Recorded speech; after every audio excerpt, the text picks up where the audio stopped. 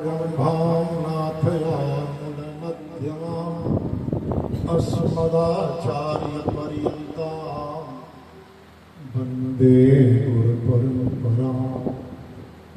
त्रिदण्डहस्तं सितयज्ञसूत्रं कासाय वस्त्रं लशदोर्ध्वपुण्ड्रं रथाङ्गशङ्खं कृतबाहुमूलम् रामानुजार्यं शरणं प्रपद्ये। कासायं यज्ञसूत्रं शुचिवपुषि तथा चोर्ध्वपुण्ड्रं च भाले यस्यास्ते दक्षहस्ते कलिकुमतिगिरीन्द्रेन्द्रवज्रं त्रिदण्डम्। संसाराग्नि प्रशान्त्यै भृतजलममलं दारुपात्रं पवित्रं श्रीभीष्मक्सेनशूले पदकमलयुगं श्रेयशेषं श्रयामि। काषायशोभिकमनीयवरं त्रिदण्डम् श्रीनेशजोगिपदपङ्कजभृङ्गराजम् वैकुण्ठनाथ चरणाम्बुजसक्तचित्तं लक्ष्मी प्रपन्नयतिवर्यमहं प्रपद्ये। कान्तिस्मृतानन्दितसारबिन्दु जत्रैकतो विलसितानसिताङ्गशोभा वृन्दावनेऽपि कृतयानगाङ्गसंज्ञम् राधामुकुन्दजुगलं तदहं नमामि। कृष्णं नारायणं वन्दे कृष्णं वन्दे व्रजप्रियं कृष्णं द्वैपायनं वन्दे कृष्णं वन्दे पितासुतं। नारायणं नमस्कृत्य नरं चैव नरोत्तमं देवीं सरस्वतीं व्यासं ततो जयमुदीरये। सच्चिदानन्दरूपाय विश्वोत्पत्त्यादिहेतवे तापत्रयविनाशाय श्रीकृष्णाय वयं नमः। जं प्रव्रजन्तमनुपेतमपेतकृत्यं द्वैपायनो विरहकातर आविर्भाव। पुत्रेति तन्मयतया स्तरवोऽभिनेदुस्तं सर्वभूतहृदयं मुनिमानतोऽस्मि। श्रीकृष्ण गोविन्द हरे मुरारे हे नाथ नारायण वासुदेव। श्रीकृष्ण गोविन्द हरे मुरारे हे नाथ नारायण वासुदेव। हे नाथ नारायण वासुदेव। हे नाथ नारायण वासुदेव। श्रीकृष्ण गोविन्द हरे मुरारे हे नाथ नारायण वासुदेव। प्रेम से बोलिए भाष्यकार भगवान श्री रामानुजाचार्य स्वामी जी महाराज की जय। विश्वभद्रगदाचार्य श्रीमद विश्वक्सेनाचार्य श्री त्रिदंडी स्वामी जी महाराज की जय। पूज्यपाद पादस्मरणीय नित्यवंदनीय हृदय स्मरणीय श्रीमद जी स्वामी जी महाराज की जय। श्री राधा कृष्णचंद्र भगवान की जय। श्रीमद् भागवत महापुराण की जय। तो कल हम लोगों ने जाना कि किस प्रकार आचारगत होने के बाद अपनी मूल प्रकृति गवा चुके धुंधकारी की सदगति श्रीमद् भागवत महापुराण से हुई। श्रीमद् भागवत का महात्मा इतना है कि यह कोई ग्रंथ केवल और केवल ग्रंथ नहीं है, भगवान श्री कृष्ण की वाणी। अब आप जिज्ञासा को समझते हैं कि भगवान की वाग्मी मूर्ति कैसे हो? भगवान श्री कृष्ण धर्म संस्थापनार्थ अवतार लेने के अवतार के उद्देश्य को पूर्ण कर जब वो लोग जाने लगे, उद्धव जी से श्रीमद् भागवत महापुराण के एकादश स्कंद की कथा स्वयं भगवान श्री कृष्ण ने सुनी। उद्धव जी के मन में एक जिज्ञासा है। उन्होंने कहा महाराज आप अवतार लिए और अपने अवतार का उद्देश्य धर्म संस्थापनार्थ कार्य आप जा रहे हैं, कलयुग आएगा, खलों की संख्या बढ़ेगी और खलों की संगति के कारण जब संत भी क्रूर कर्मा हो जाएंगे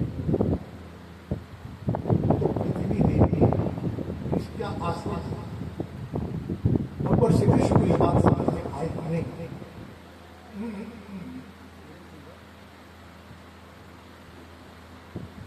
उद्धव जी के संदेह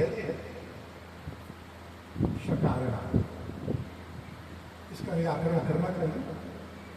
तो भगवान ने अपना ये जिसमें भागवत आज इस कलयुग में संतों के उपदेश से कहीं अधिक महत्वपूर्ण श्रीमद् भागवत का स्वाध्याय,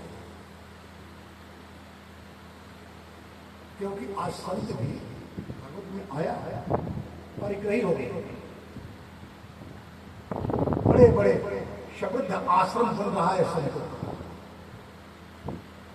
फिर भी भारत की संस्कृति भूमि संस्कृति शून्य होती जा रही है। इसका अर्थ है कि ये सारे संत केवल और केवल उतना ही उपदेश देते हैं कि आप उनके आश्रम शब्द में सहयोगी हैं, आपके भीतर सांस्कृतिक चेतना विकसित हो इसकी चिंता उन्हें नहीं। इसलिए कलयुग में जिसका श्रवण करने से भक्ति देवी के जीवन से मुक्त होते ज्ञान और वैराग्य की पुनर्वापसा होती है और आचार भ्रष्ट भूलकारी भी जो अपने चरित्र का परित्याग कर दिया था, मांसाहार मदिरापान विषयागमन आदि को कारण और कृतत्व को प्राप्त किया तो उसके भी शब्द यह कथा हम लोग। अब रही बात की श्रीमद् भागवत की कथा किससे सुनी जाए, कैसे? क्योंकि औषधि अपने आप में गुणकारी नहीं होती, औषधि का अनुपान और तथ्य का पालन ही औषधि के गुण को आप तक पहुंचाएगा। तो श्रीमद् भागवत की कथा कहने वाले जो लोग हैं उन्हें विरक्त होना चाहिए। विरक्ति का अर्थ यह नहीं होता कि घर छोड़ दिए और लाल पीला काला कपड़ा पहन लिए। सबसे बड़े दुख की बात है यार, वस्त्र का सम्मान होने लगा, चरित्र भक्त नहीं होता। समाज में स्थापना के लिए 5 बातों की आवश्यकता होती है, जिसे पंचभौतिक के नाम से जाना जाता है। वस्त्र अर्थात शरीर, वंश, वाणी और व्यक्तित्व। आपको कोई नहीं जानता, पहली बार में आप अपने वस्त्र के आधार पर सम्मान पा सकते हैं।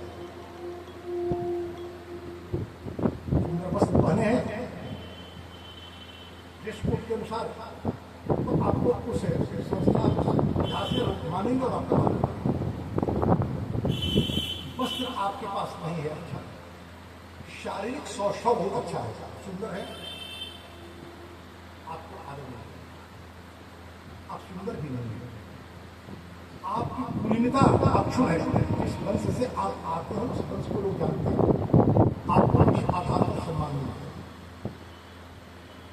आपके वंश को भी नहीं जानते, आपकी वाणी सुमधुर है, खुद सुंदर स्वर में आप बोलते हैं, लगता है कि कोयल उठ रही है।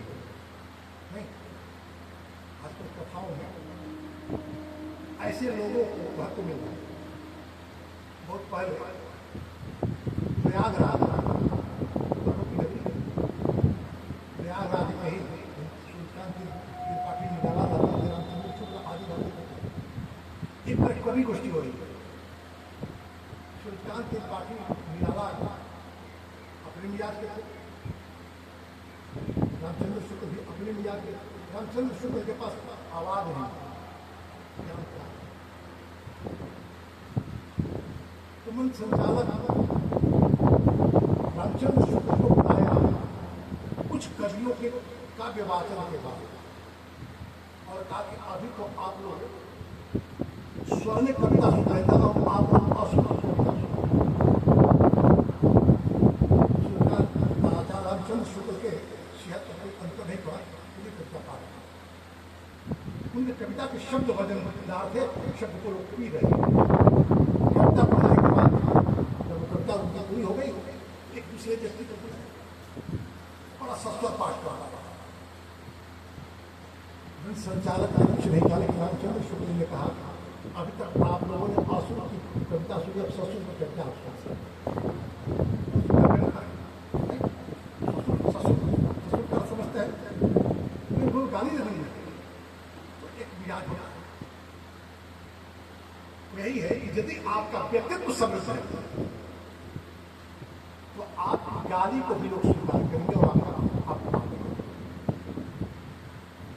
बहुत व्यवहार कुशल होने की आवश्यकता नहीं है।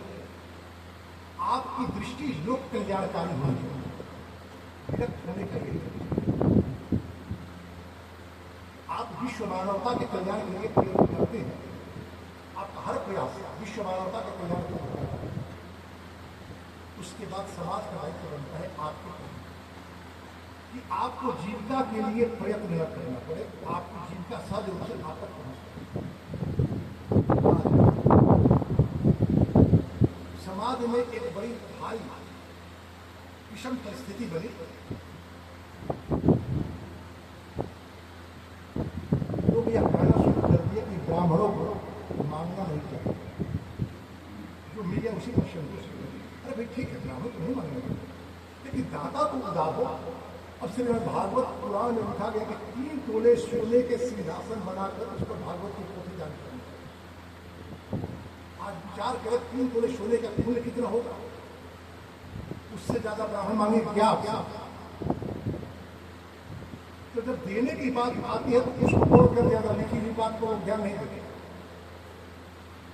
लेकिन यदि मांगने की बात आती है तो तुरंत लोग कहते कि ब्राह्मण को मांगना नहीं।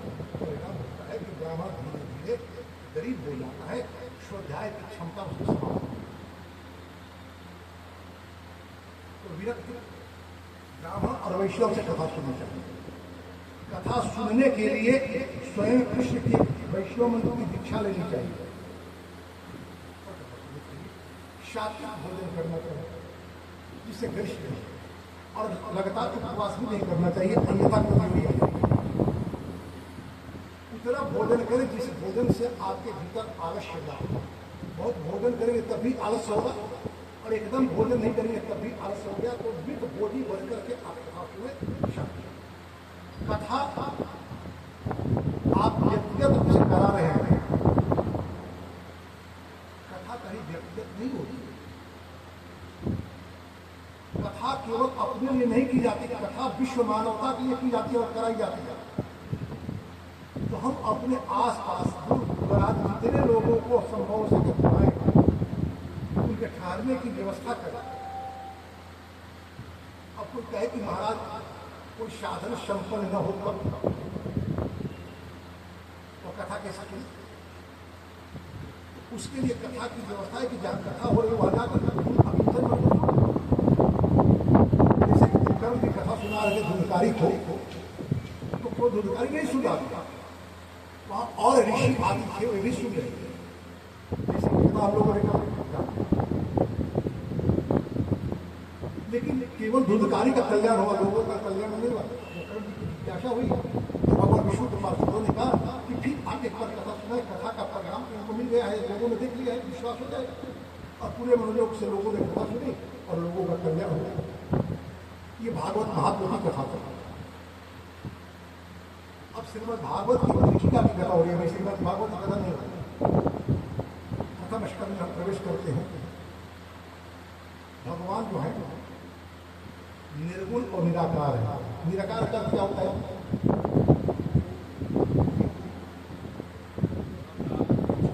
निराकार शब्द सदी पीछे कैसे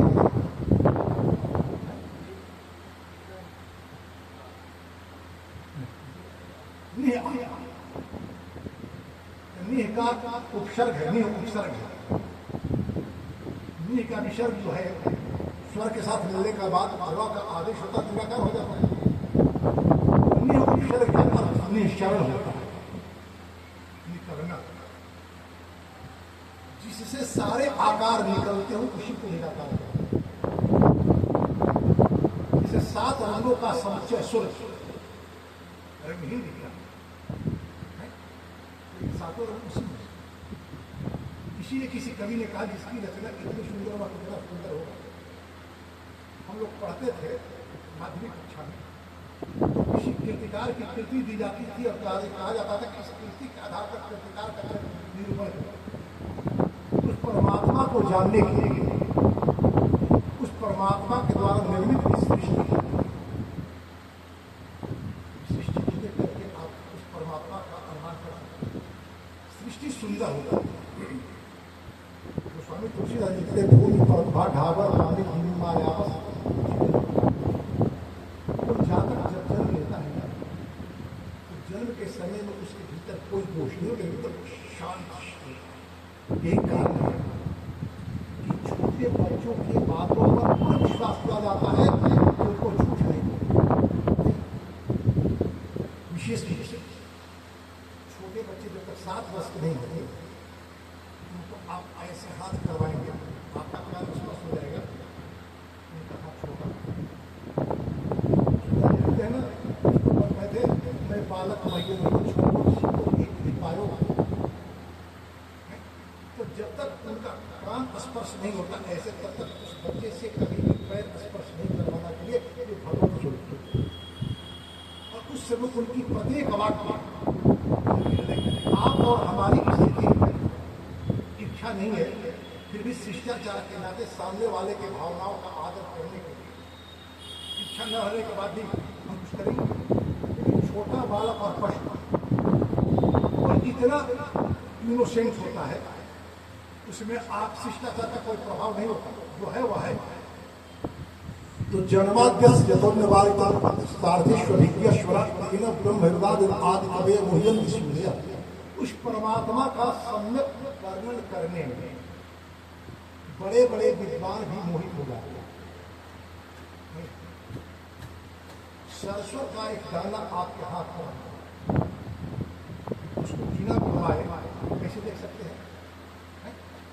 अच्छा, घुमाकर देखेंगे तो उसके बाहर रूप देखेंगे, उसका गुण को कब देखेंगे? जब उसको संस्कार करेंगे, उसमें तेल भी होता है जाने। विज्ञान वेताओं ने हमारे ऋषियों ने प्रयोग पूर्वक जाना, और लेकिन विज्ञान वेताओं ने कहा कि नहीं मानेंगे नहीं। तो फिर तो गुलाब के सुंदर फूल पंखुड़ियों को छिन मिलते भाई, इसे तुरंत होता है, होता है, कैसे जानेंगे? इसको तोड़ेंगे, देखिए अविश्वास। और फिर आकर उसी बात को लोगों ने स्वीकार किया, जो बात हमारे ऋषियों ने कहा। आज विज्ञान के सारे अनुसंधान इसी व्यवस्था पर हो रही। युग 4 होते हैं, व्यवस्था 3 होती है। मंत्र युग, आज है मिसाइल चलाए जा रहे हैं टेक्निक से। यहाँ कंप्यूटर पर बैठ करके उस मिसाइल के साथ उसको डाल करके यहाँ से हवा में है और उस डायग्राम के अनुसार हो जाता है। यही काम पहले हमारे यहाँ मंत्र से होता था। महाभारत में रामायण में देखे होंगे, साधना की जाती थी, जो क्षेत्र में हाथ धोआ जाता था और बाण आ जाता था, और जिस लक्ष्य पर भेजा जाता था और जाता था, फिर मार करके वहां जाता था। तो हर मंत्र का ही काम एक ही है, पद्धति का। लेकिन लेकिन ये सारे कार्य उस परमात्मा की व्यवस्था से हो रही है। तेजो मार्ग नाम यथा विनियोग शर्मा दिशा, ये पंच महाभूत तेज वाली आदि, वाली का अर्थ जल, तेज का अर्थ आदि के व्यापार के द्वारा, विनिमय के द्वारा उस परमात्मा के सामर्थ्य को जाना जा सकता है, उस गुण को जाना जा सकता है।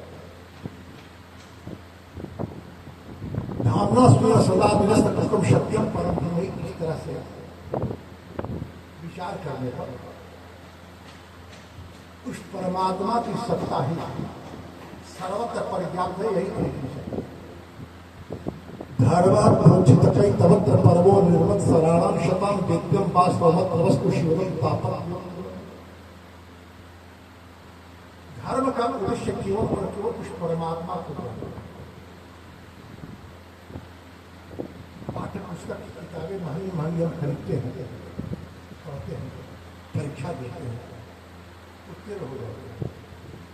उत्तीर्ण होने के बाद उस पाठ्य पुस्तक को कौन रखता है? दुकान पर जाकर के तौल के भाव बेच दिया जाता है। तो धर्म का उद्देश्य तभी तक है जब तक धर्म अपने उद्देश्य को पूर्ण नहीं करेगा। परमात्मा का साक्षात्कार हो गया, परमात्मा को आप जान लिए, फिर आपको धर्म पालन की आवश्यकता नहीं। आपका प्रत्येक कार्य धर्म। पराशर स्मृति में महर्षि पराशर कहते हैं कि धर्म रथ पर बैठा हुआ ब्राह्मण जो करता है वही धर्म। तब हमने कहा था कि भगवान कृष्ण गुजरात में चले थे, उन्होंने संबंध के विज्ञान को ऐसे परिभाषित किया कि जो अर्जुन अपने पूर्वजों के प्रति, अपने आचार्य के प्रति शास्त्र कहता है कि सम्मान करना चाहिए, सम्मान करता है। नहीं, ये सम्मान की जरूरत नहीं है। तो शास्त्र जिस धर्म को कहता है उस धर्म के विपरीत ये धर्म की व्याख्या करते हैं, लेकिन आज वो धर्म व्याख्या की जरूरत नहीं। हम आप आचरण नहीं कर सकते। इस विषम परिस्थिति में आज भी यदि आपका कोई संबंधी आपके अस्तित्व और अस्मिता पर प्रश्न खड़ा कर दे तो आपका संबंधी नहीं हो सकता। बाली मरने के बाद बाली ने पूछा कि प्रभु आप मुझे क्यों मारे, मेरा दोष क्या है? आपके साथ व्यक्तिगत मेरा कोई बैर नहीं है। तो उन्होंने कहा अनुज वधु भगिनी सुधारी, ये कन्यासमचारी इन्हीं की दृष्टि विलोकत एक काई बधे का दोष नहीं। अर्जुन की समस्या थी कि यदि मैं अपने यारियों का वध करता हूं तो मेरे घर की स्त्रियां दूषित हो जाएगी और संततियां जन्म लेगी जो नरक का कारण बनेगी। और भगवान कृष्ण कह रहे हैं, का विचार है कि यदि स्त्रियों को दूषित करने वाले तत्वों की रक्षा में लगे लोगों को यदि नहीं मारा गया, उसको नहीं मारा गया तो स्त्रियां दूषित होती रहेंगी। द्रौपदी के बस हरण करने का जो प्रयास किया दुर्योधन, पितामह और आचार्य दो कृपाचार्य भी तो वही थे। तो भगवान कहते नहीं, दुर्योधन के चरित्र के रक्षा में ये लोग सन्नत हैं, इन लोगों को ही मारो, ये आदत का बात करना। तो धर्म कभी रूढ़ नहीं होता, धर्म कभी रूढ़ नहीं होता, दुर्गानुरूप धर्म होता। लेकिन धर्म का उद्देश्य क्या होता है? धर्म का उद्देश्य कभी नहीं बदलता। धर्म का उद्देश्य सदाचार की पुनर्स्थापना होती है। धर्म की स्थापना हो, इसीलिए सदाचार की स्थापना हो, इसीलिए धर्म का आचरण किया जाता है। धर्म का स्वरूप बदलता है समय समय।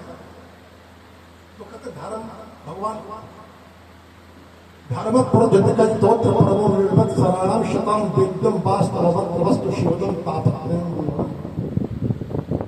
धर्म कल्याण का द्वार है, तीनों पाप का शमन करने वाला।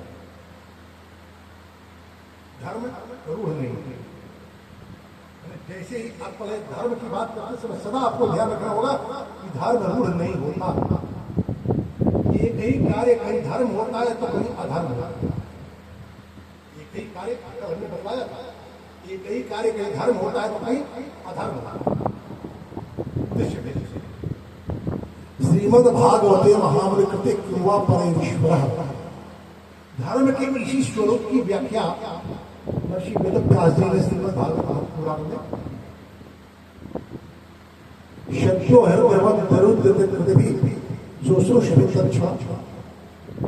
अन्य शास्त्रों को पढ़ने की आवश्यकता नहीं। श्रीमद् भागवत के वाक्यों को सम्यक प्रकार से पढ़ा जाए, समझा जाए, मनन किया जाए, तो हमारे हृदय में परमात्मा आ जाते हैं, आते हैं।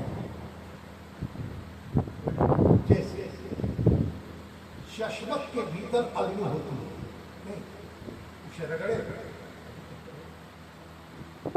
आज का चश्मत का उदाहरण ठीक नहीं होगा, दियसलाई का उदाहरण, उसमें फास्फोरस लगता है, उसमें आग की क्षमता जलाए प्रकट होता है।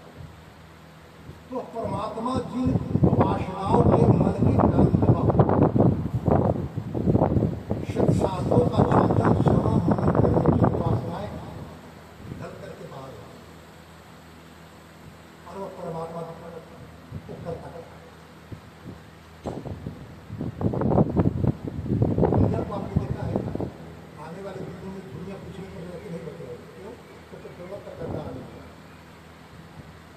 दुनिया को आप रुआ दे, जितना रुआ देंगे वो रुआ कहीं नहीं गएगा, तो उसमें से जर्दा जो होता है वही सोना स्वर्णकार को देंगे, तो जितना सोना शुद्ध 24 कैरेट की होता है वह शुद्ध है, उसमें जो टाकी है वही करता है, सोना कैसा कैसा है। भगवान जब आपके हृदय में आएंगे तो आपकी वासनाएं समाप्त होंगी, आपके कर्म समाप्त होंगे, आपका अस्तित्व आपका सत्ता बन जाएगा। और यह था तो श्रीमद् भागवत को सुना जाएगा। कितना बोला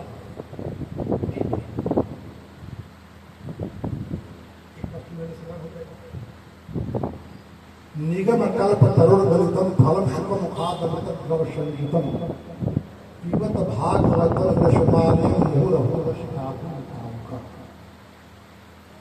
निगम और आगम शास्त्र दो प्रकार के।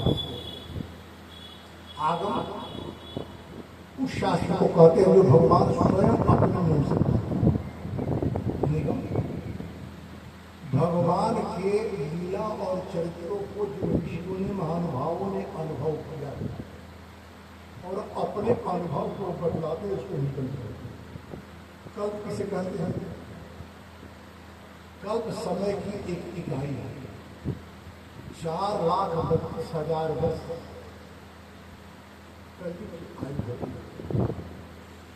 इसमें 2 से गुना करेंगे तो द्वापर की आयु होगी, 3 से गुना करेंगे तो वेदा की आयु होगी, 4 से गुना करेंगे तो आयु है।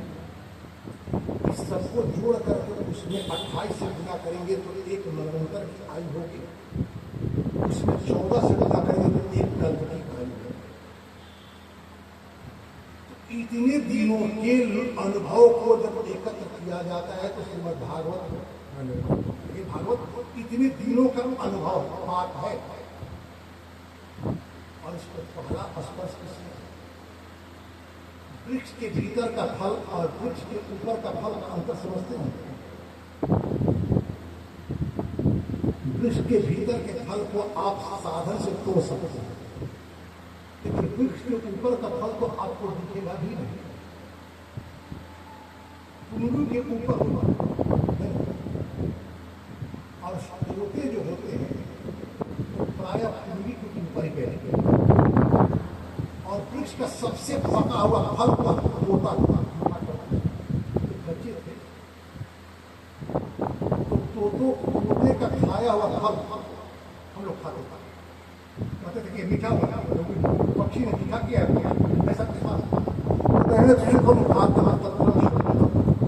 श्री सुखदेव जी जैसे भागवत के रसिक, इनके भागवत रसिक होने का लक्षण क्या है? कैसे रसिक? जब ये महर्षि वेदव्यास जी के पत्नी के घर से 12 वर्षों के बाद बाहर आए तो जन्म लेते ही एक घर छोड़कर भागने लगे। पिता पीछे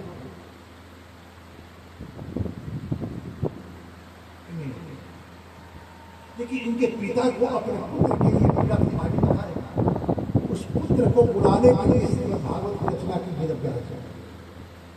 एक पुत्र अपने पिता का तभी सम्मान करता है जब उस पुत्र के संभावनाओं को आकार लेने के लिए पिता सहयोग करता है। यदि पिता पिता सहयोग करना छोड़ दे तो पुत्र भी वैसे पिता का आदर करना छोड़ दे। तो श्री सुखदेव जी जैसे भागवत रस के रसिक पुत्र को बुलाने के लिए वेद व्यास जी ने भागवत का निर्माण किया नारद जी के कथनानुसार। और बरहा पूजन नटवर बतूर करने होकर के कारण आदि का श्लोक दे करके अपने शिष्यों को भेजे वहां जहाँ से सुखदेव जी वन में रहते परम वितरागी थे और जाकर के ऐसे ऐसे सुंदर सुंदर श्लोक सुनाने लगे वेद व्यास के शिष्य। सुखदेव जी एक काल सजग हो गए, उन्होंने सुना ताकि फिर एक बार भगवान का शब्द चित्त का सुंदर था। शिष्यों ने कहा कि एक ऐसा ही श्लोक है, 18,000 श्लोक ऐसा ही है मगर बुझ पश्चिमी इन्हीं करे क्या अपने पिता के पास फिर वो ठहरते विचार करते हैं कि यह तो भगवान के साकार रूप का वर्णन है इन श्लोकों में। और भगवान जब साकार रूप लेंगे तो उनके अर्चा की आवश्यकता होगी। भगवान का पूजन करने वाले लोग जानते हैं कि भोग लगाया जाता है, दीपक दिखाया जाता है, जलाया जाता है, फूल चढ़ाया जाता है। रागी है हमारे पास कहाँ से आता है। तो भगवान की एक बात मुझे याद आती, पत्रम पुष्पम फलम तोलन भक्ति मेरा भगवान कृष्ण दुर्योधन के घर का पूरा छोड़ करके विदुरानी के केले का छिलका खा रहे हैं। लेकिन ध्यान रखने की बात है, विदुरानी जी केला का छिलका उनको देख करके केला अपने लिए नहीं रख रही थी, वो देख रही थी भगवान को। इतने भाव तन्मय थे कि छेले और केले का अंतर वो नहीं कर पा रहे।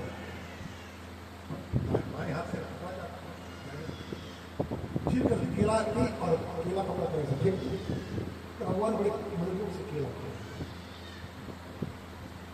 द्रौपदी के जूठे बर्तन के शाप को खा करके भगवान श्री कृष्ण ने दुर्वासा के 10,000 विद्यार्थियों के साथ पेट भर दिए। लोग चतुराई क्या करते हैं, कहते हैं कि महाराज मेरे पास बहुत कुछ है नहीं देने के लिए, परिणाम क्या होता है साधु बनी जाती है। जब चित्रकेतु राजा के करवास से और जो संपत्ति जब्त की गई थी, संपत्ति को दूना कर करके दिया चित्रकेतु ने, लेकर चला। रास्ते में भगवान ब्राह्मण ऋषि में गए और भगवान ने पूछा कि आपकी नौका में क्या है। तो साधु बनने लगा कि मुझे लगता है कि लेने की इच्छा है, आपको उसमें खास आग भरा हुआ। उस ब्राह्मण ने कहा कि आप जो कह रहे वही सत्य है। बाद में देखा उसमें खास आप किसी को नहीं देने की इच्छा है, आप सीधे कह रहे महाराज क्षमा करें, मैं आपके आज्ञा का पालन नहीं कर सकता। ये झूठ बोलने की आवश्यकता है, हमारा जितना था उतना हमने आपको दे दिया, इससे अधिक मेरे पास नहीं है। उससे हो गया आप जैसा विचार करते हैं, जैसी वाणी बोलते हैं, तो वैसे ही आपकी संभावनाओं का निर्माण होता है।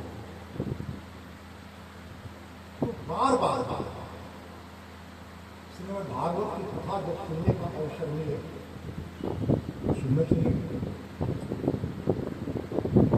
कल हम लोगों ने संकेत दिया, यही बात आगे कही जा रही है। शौनक आदि ऋषि 1000 वर्षों तक चलने वाले शब्द क्या है, शुद्ध जी आए, शुद्ध जी का इन लोगों ने अभिवादन किया और उनसे जिज्ञासा करी कि जिस कथा को सुनने से भगवान हमारे हृदय बदल मेरे हृदय को छोड़ कर हृदय में भगवान है, हम उन्हें बांध सके तो बांधते हैं, नहीं बांध सके तो नहीं बांधते। कल हमने कहा कि परिवार में परस्पर व्यवहार की शुद्धता और सौम्यता तो कोई व्यक्ति घर छोड़ करके सड़क पर नहीं है। उसी तरह से आपके भीतर सदाचार सदविचार यदि आपके पास हो तो आपके भगवान आपके हृदय को छोड़कर नहीं करेंगे, अन्यथा भगवान छोड़कर चलेंगे। महाभारत में अर्जुन कह रहे थे कि मैं मारूंगा तो पाप लगेगा, भगवान मारूंगा। एक बार रिवर्स कर सबों के प्राण निकल गए। अरे सामने धनुष बांधे करके खड़े हैं युद्ध के लिए और भगवान करेंगे सबके सब नहीं। श्वास का चलना ही यदि जीवन का लक्षण होता तो हार भी तो सांस। जब आप प्राणवान होंगे तभी आप जीवित है, प्राणवान नहीं है तो जीवित प्राण है। तो हम बताया कि भगवान वैष्णवों के प्राण होंगे और भगवान के प्राण होंगे। आपके भीतर परमात्मा जो है, परमात्मा का तभी आप जीवित है, अन्यथा आप अपने शरीर को भूल रहे हैं, शव को भूल रहे हैं। तो ऐसी जिज्ञासा आदि ऋषियों ने तथा व्यास इति संतुष्ट संविष्ट विप्राण महर्षिण प्रतिपूज्य वचस देशम वेद व्याधि कह रहे हैं कि उग्र श्रवा सूत के पिता रोमहर्षण पूजित हुए सौनक आदि ऋषियों के द्वारा। तूने इस कथा को कही, ये वेद व्याधि क्यों करे? सत्य बात है कि उपदेश देने का अधिकार, व्यासपीठ पर बैठने का अधिकार केवल और केवल हमारे शास्त्रों में ब्राह्मणों को दिया। जो बैठा है मैं उसे रोकने नहीं जा रहा। वर्ण व्यवस्था आपको समाप्त समाज भोग रहा है, तो पूरा भोग बनेगा तो बात समझ में आएगी। मतलब व्याधि की इच्छा थी, यह बात शुद्ध के द्वारा कही। क्यों शुद्ध के द्वारा कही जाती? तो शौनक आदि ऋषियों के द्वारा ब्रह्मा जी से यह बात कही गई कि आज ब्राह्मणों की समाज में उपेक्षा हो रही है।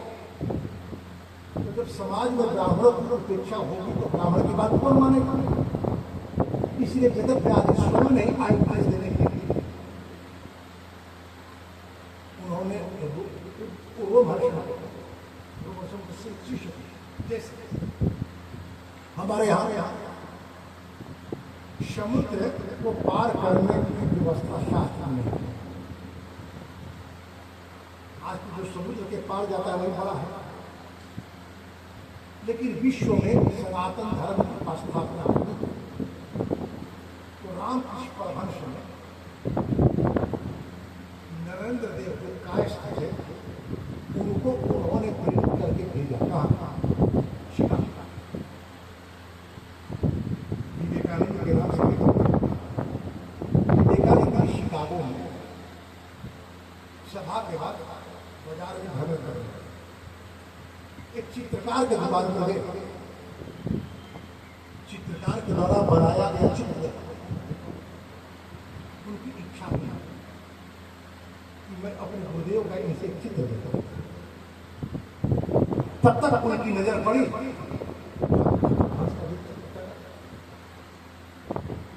पूछा कि गुरुदेव आप भारत गए हो क्या? उनको पता था कि मेरे गुरुदेव कभी आएंगे नहीं, समझौता नहीं करेंगे। तो फिर गुरुदेव का चित्र इस चित्रकार ने बनाया कैसे? अपने कौतूहल को रोक नहीं पाए और उधर पूछा चित्रकार से। तो चित्रकार ने कहा कि महाराज जब आप बोल रहे थे आपसे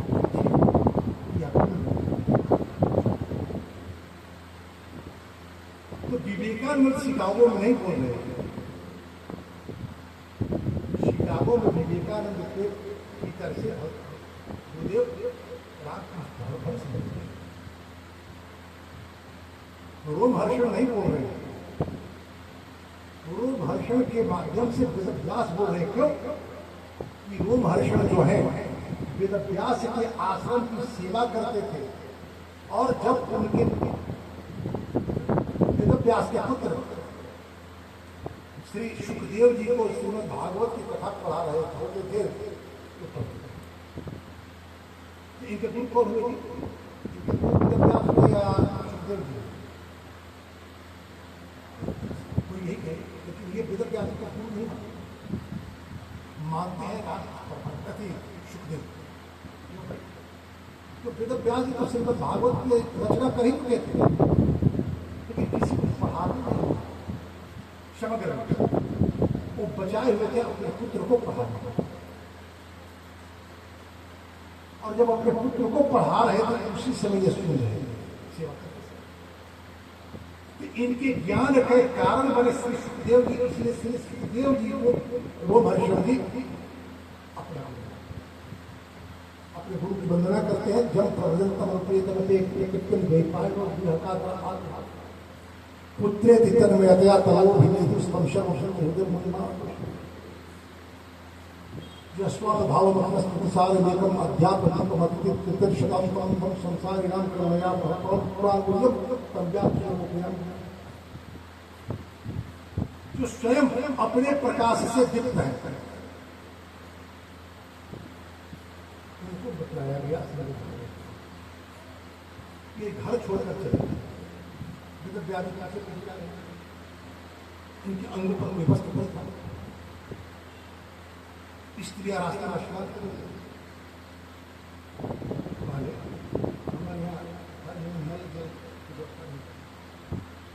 पश्चिम के देश वाले हैं जब भारत का आक्रमण किया, अंग्रेज विशेष जब आए तो भारत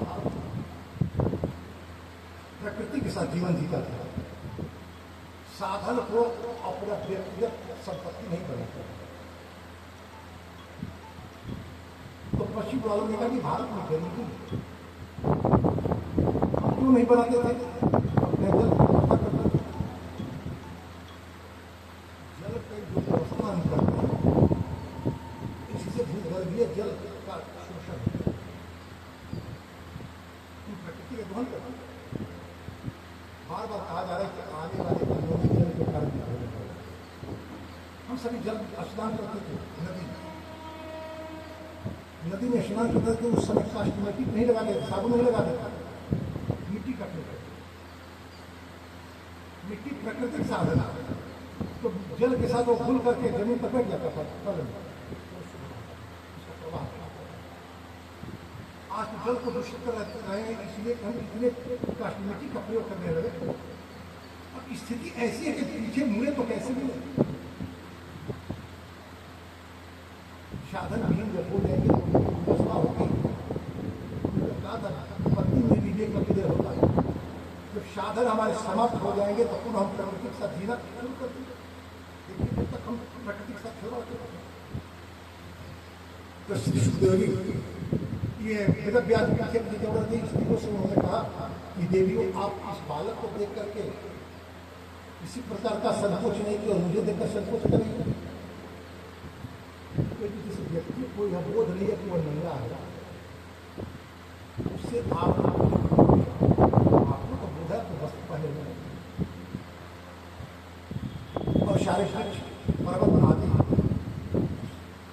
सुखदेव जी की तरफ से उपदेश दिए आकाशवाणी विद्युत आप लौट जाओ, ये सामान्य बालक नहीं किया। और तब जाकर के अपने आश्रम पर आगे लेके जिन्हें असंतोष था, देवर्षि नारद आते हैं इनके आश्रम पर, इनके खिलता को देखते हैं, पूछते हैं कि महाराज आप क्यों क्यों हैं। वेद व्यास कहते कि आप ही सोचिए, हमने वेद को व्यवस्थित किया, महाभारत और ब्रह्मसूत्र की स्वतंत्र रचना करी और 17 पुराणों की रचना करी।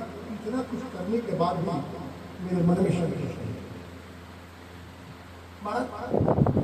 कार्य करने से संतुष्ट नहीं तब तक जब तक एक कार्य का परिणाम प्राप्त। इतने सारे वेदों की व्यवस्था करना, पुराणों की रचना करना क्या है। धर्म के अनेक अंगों को उन्होंने वर्णन किया। धर्म का जो मूल उद्देश्य है भगवान की लीला चरित्रों का उन्होंने वर्णन नहीं किया। वेद व्यास जी से देवर्षि नारद करते कि महाराज आप भगवान के लीला चरित्र का गुणानुवाद करें, भागवतों का चरित्र गुणानुवाद करें, आपके मन की क्रांति नहीं होती।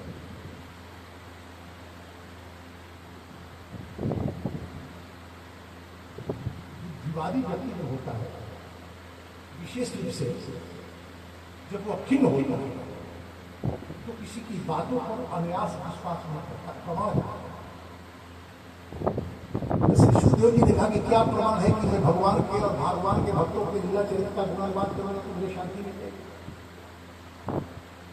तो देवर्षि नारद स्वयं अपनी कहानी बदल व्यास जी, मैं एक दासी का पुत्र चातुर्मास में बैठे हुए ऋषियों संतों की सेवा के माध्यम से बस्ती प्राप्त करने वाली मेरी माँ वहाँ काम करने के लिए मैं छोटा बालक था, मेरा कोई आश्रय था नहीं कि मुझे छोड़ कर जाए, मुझे भी नहीं जाती।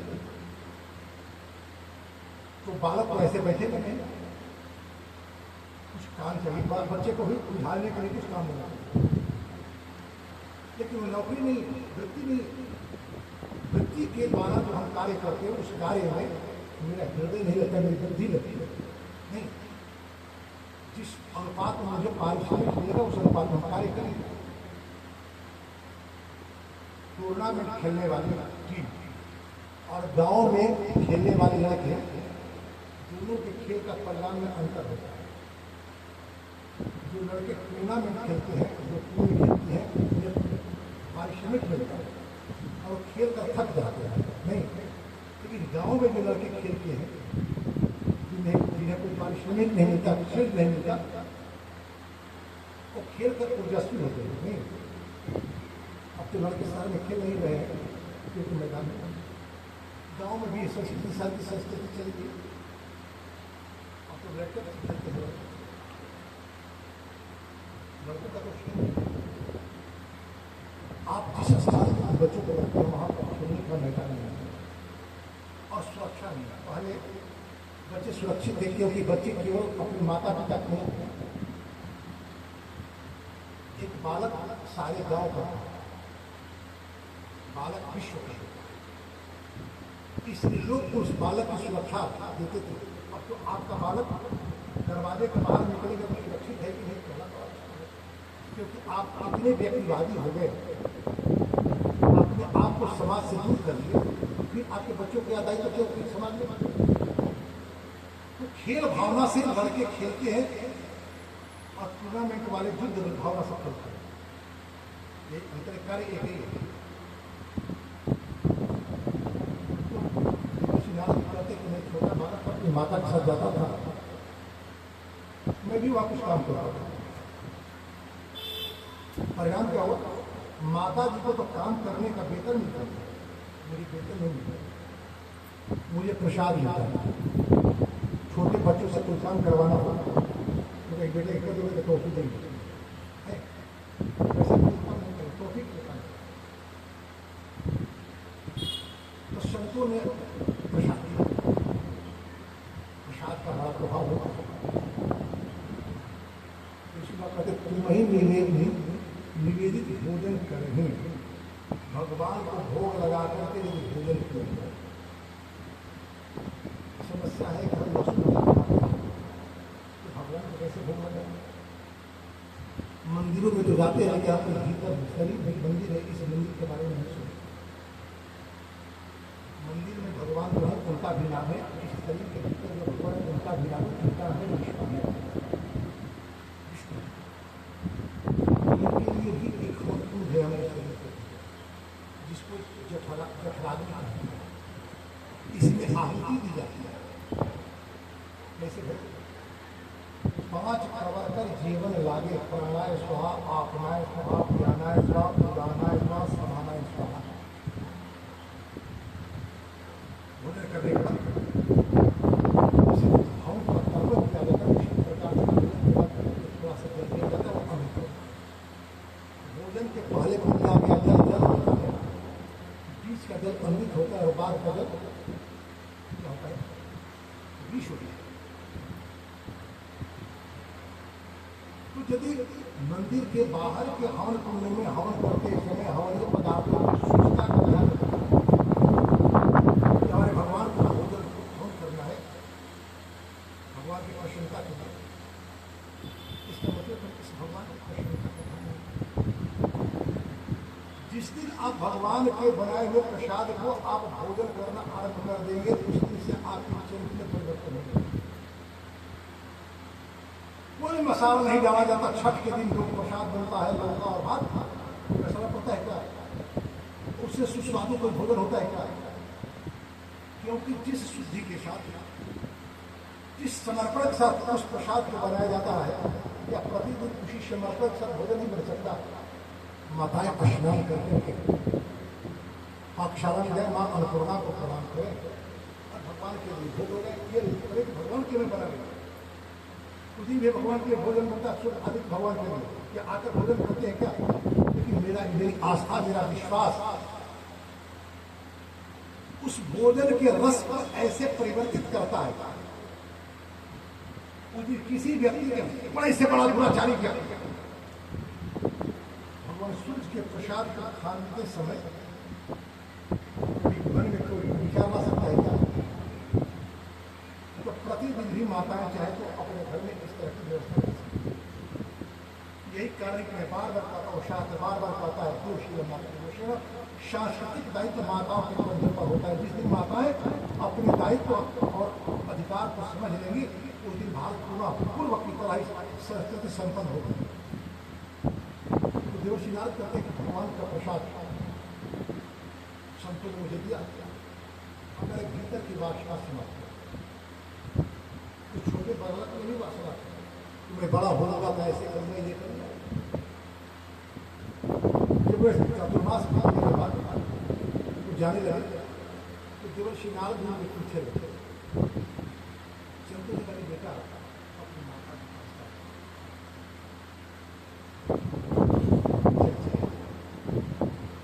लेकिन अब माता के पास आए तो माता के पास संतों के उपदेश का पालन करने के लिए संसार के संबंध जब शास्त्र के आईने में आप जिएंगे तो संसार के संबंध आपको कल्याण में सहयोगी होंगे। और शास्त्र के वाक्यों की अवज्ञा करके स्वेच्छाचारिता पूर्वक संसार के संबंध को आप जोड़ेंगे और जिएंगे तो संसार का संबंध बंधन के कारण होगा। जैसे नींद की दवाई किसी को नींद नहीं है, डॉक्टर कहता है कितना दवा लेना है, दवा लेंगे तो आपको नींद आएगी, सुबह आप स्वस्थ हो जाएंगे। और बिना डॉक्टर से पूछे आप दवा लेने लगे तो क्या होगा? मरना ही है। शास्त्र के आदेश के आलोक में संसार के सारे संबंध आप जिए। संबंध छूटता है और संबंध से बिछुआ भी होगा और संबंध भी तोड़ता व्यक्ति होता क्यों है कि किसी के लिए इसलिए होता है नहीं, उससे कुछ स्वार्थ होता है। वो स्वार्थ को अभी पूरा नहीं किया होता है इसलिए होता है व्यक्ति।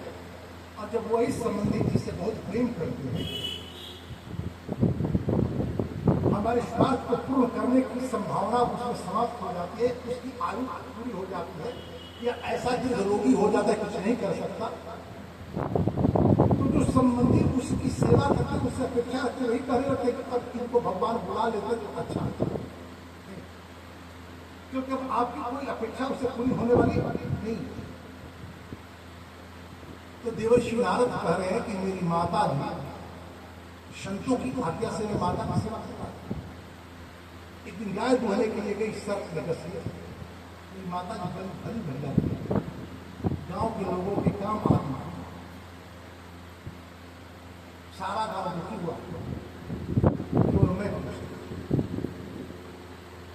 कि संतों के आज्ञा का पालन मैंने पूरी ईमानदारी से की। और मैं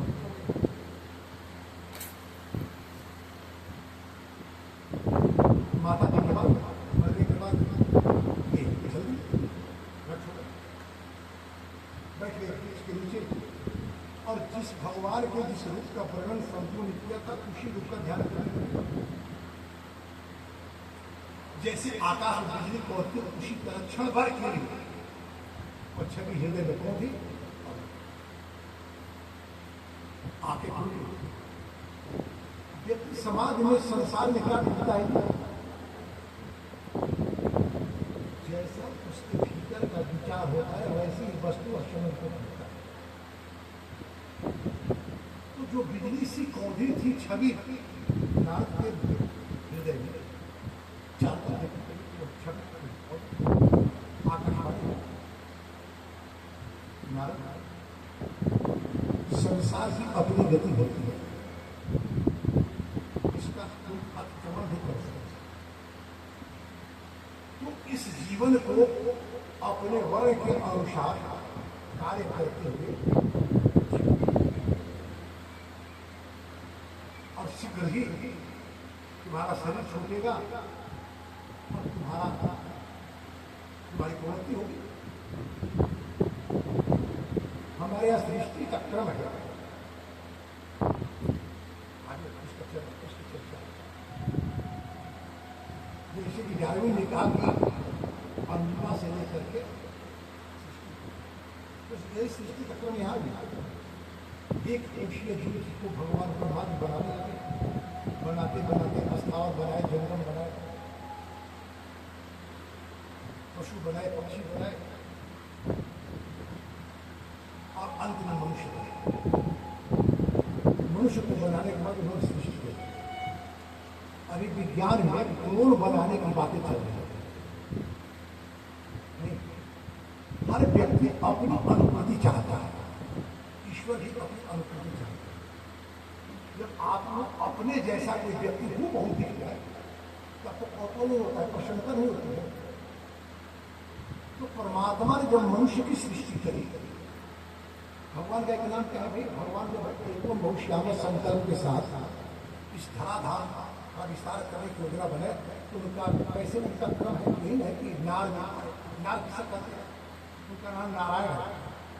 आदमी की विशेषता, आदमी का विशेषण पूछा जाए तो क्या होगा? आदमी संज्ञा है, उसका विशेषण आदमियत होगा। नर भी संज्ञा है, नर का विशेषण क्या होगा? नार। परमात्मा जिसके भीतर मानवीय गुण होता है उसी के भीतर रहता है। मानव के आकार प्रकार में नहीं रहते, मानवीय गुण जिसके में होता है उसी में रहते हैं। तो नार का अर्थ होता है मानवीय चेतना।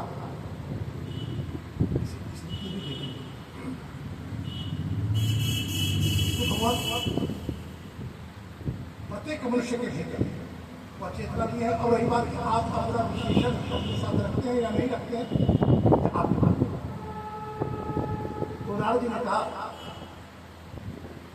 कि मैं शरीर छोड़ा और सीधे ब्रह्मा का मानस पुत्र बना, और जो हमारे हाथ में आप देवदत्त वीणा देख रहे हैं लेकर के, ये उस भगवान के लीला और भगवान के भक्तों के चरित्र श्रवण का प्रभाव है। संतों ने बतलाया, उपदेश दिया। अब वेद व्यास जी को बात समझ में आई और उन्होंने श्रीमद् भागवत को रचना।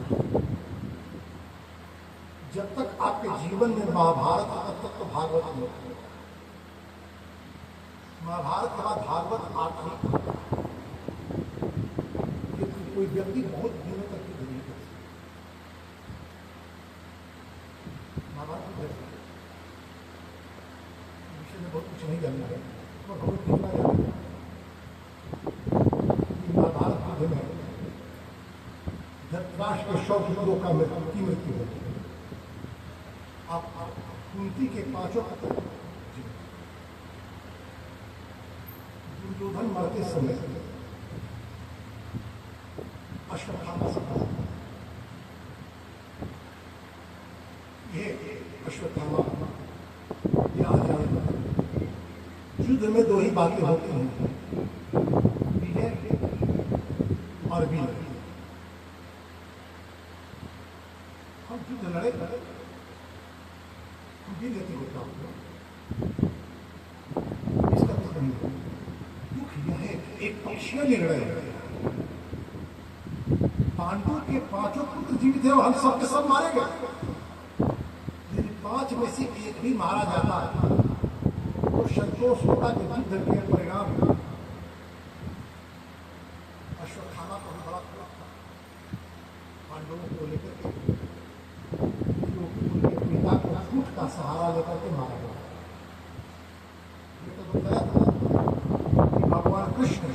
धर्म की स्थापना के लिए धर्म का आश्रय नहीं लिए। जो गुजरात जाकर के बसे थे वहां पर धर्म का व्यापार होता है, झूठ का सहारा लेकर के बर्बाद लगा। इस बात को लेकर बड़ी अश्वत्थामा का भैया आप एक प्रमाण की बात करते हैं, मैं पांचों का दुर्योधन का कि बड़ी बड़ी बातें नहीं करनी चाहिए, संभव नहीं। तो क्या कि मैं कह रहा हूं महाराज, युद्ध जीतना आसान है, युद्ध जीतने के बाद उस जीत को बचाना बड़ा ही मुश्किल है। विजय जनित शत्रुता भी हो जाती है, इसलिए विजय की पहली रात जो होती है ना, सजग रहने की आवश्यकता होती है। भगवान कृष्ण पांडवों को अपने शिविर में लेकर चले गए कि आने वाले दिनों में हस्तिनापुर के शिमला के ऊपर आप स्थापित होंगे तो आपको कैसे शासित कराएंगे, इस विचार के लिए द्रौपदी के 5 पुत्र थे, 5 पति थे और 5 अपने अपने पिता की अनुकूली थे। पुत्र का पहला काम होता है, प्रयास करता है कि अपने पिता का वह अनुकरण करता है। नहीं, छोटे बच्चे जो होते हैं जैसा पिता का व्यवहार होता है वैसे पिता का व्यवहार होता है।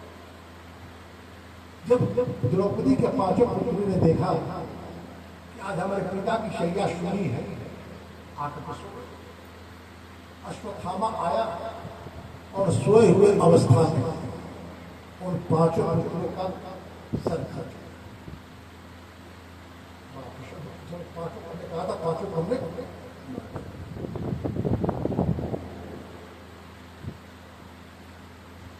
लेकिन दुर्योधन को विश्वास कैसे होता? तो उसमें सबसे भय किसी को था, अर्जुन किसी से था दुर्योधन को, तो भीम से था। तो भीम की अनुकृति वाले भीम के पुत्र का शरीर मेरा काल के हमें कहा था ना कि 5 को मार देंगे, मार दिया, प्रमाण के लिए लाया हुआ। भीम को लेकर के इतना क्रोध था दुर्योधन के मन में कि मरे हुए सिर को भी वो दबा रहा, जैसे हल्का दबाव दिया चूर चूर। तो तेरे अश्वत्थामा ये क्या किया? योद्धा का शरीर इतना कोमल नहीं हो सकता। तूने तो पूरे वंश के अंतिम बीज को समाप्त कर दिया। बात समझ गया कि पांडव के पुत्रों को इसने मारा। अभिमन्यु पहले मारे जाते थे, घटोत्कच पहले मारे जाते थे, दरबारी पहले ही भगवान कृष्ण द्वारा मारे जाते थे। और जो आयु पांडवों और जो अपने को होने के बाद जिस मनोदशा को प्राप्त थे, या फिर पुत्रों को उत्पन्न करने की स्थिति उनकी थी, और ये 5 मारे गए। अभिमन्यु भी मारा जाता था। अब पूर्व वंश की परंपरा कैसे चलेगी? शत्रुता तभी तक होती है जब तक स्वार्थ की संभावना बन जाती है। स्वार्थ होया शत्रुता के बाद, शत्रुता का कारण समाप्त होने के बाद शत्रुता नहीं होनी चाहिए। दुर्योधन जैसे व्यक्ति के भीतर से भी शत्रुता का बोध समाप्त हुआ। अब उसे अवसर वंश परंपरा की चिंता होने लगी। इधर देवी द्रौपदी अपने पुत्रों को मारे जाने के बाद चित्कार करके रो रही है। अर्जुन द्रौपदी से कहते हैं कि देवी, आपके पुत्र के हत्यारे को जब तक मैं ला करके आपके सामने खड़ा न कर दूं, तब तक आपको मैं सांत्वना दूंगा। भीम कहते कि उसके कलेजे को निकाल करके लाऊंगा, उसी पर बैठ करके खुशी करते आप कृष्ण भगवान श्री कृष्ण को लेकर अर्जुन जाते हैं अश्वत्थामा को पकड़ने के लिए। शस्त्र का प्रयोग कमजोर व्यक्ति पहले पड़े, अश्वत्थामा ने ब्रह्मास्त्र छोड़ा। भगवान श्री कृष्ण से अर्जुन प्रतिज्ञा किया, भगवान की आज्ञा से अर्जुन ने पूरा ब्रह्मास्त्र का संहार किया, उसके ब्रह्मास्त्र को निरस्त किया, निरुद्ध किया और उसको रस में बंद किया। आपको आश्चर्य होगा जब द्रौपदी के सामने उसके पुत्र के हत्यारे को लाकर दिया गया, द्रौपदी कहने लगी मुच्यता मुच्यता एष ब्राह्मणों की तरह को छोड़ो, वो ब्राह्मण का पुत्र है। क्यों कह रही है? देवी सीता अपने शील की परीक्षा दे चुकी, फिर भी अयोध्या में उनके शील का विवाद समाप्त हुआ। स्त्रियों को इस बात को लेकर के सजग रहना चाहिए। एक बार स्त्री चरित्र पर प्रश्न खड़ा हो जाता है, चाहे कितना भी परीक्षा दे, उनके पति का विश्वास तो लौटता है लेकिन समाज का विश्वास नहीं लगता। और एक मां का कर्तव्य होता है, एक सास का कर्तव्य होता है कि अपनी पुत्री और पुत्र वधु के शील की रक्षा करें। अभिमन्यु मारा जा चुका है। अभिमन्यु की पत्नी उत्तरा गर्भवती है, इस बात को जानता है। कल उत्तरा के गर्भ से जो बालक जन्म ले और उसके अवस्था पर प्रश्न खड़ा हो जाए तो उत्तरा पर क्या बीतेगा? इस बात की चिंता लोग स्पेशल परिस्थिति वो एक अवसर के तौर पर वो लेती है और अपने पुत्र वधु उत्तरा के चरित्र को आज ही प्रमाणित कर देती है। कहती है जय कोपितम ब्रह्म कुलम राजन अजिता तभी कुलम प्रदत्ताशु साल बंधन सुधार। ब्राह्मण कुल के अपमान से वंश का बीज विनष्ट हो जाता है। ताकि यहाँ जो खड़े लोग हैं वो समझ लें कि वंश के बीज कहीं सुरक्षित है। सुरक्षित है कहाँ है?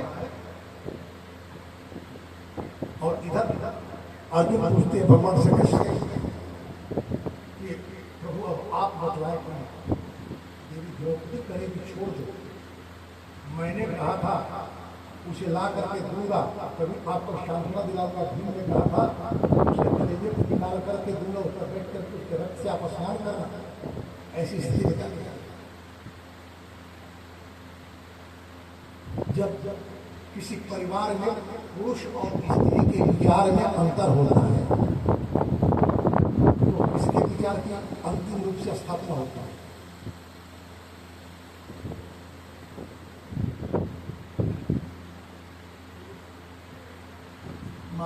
स्त्री के विचारों की स्थापना की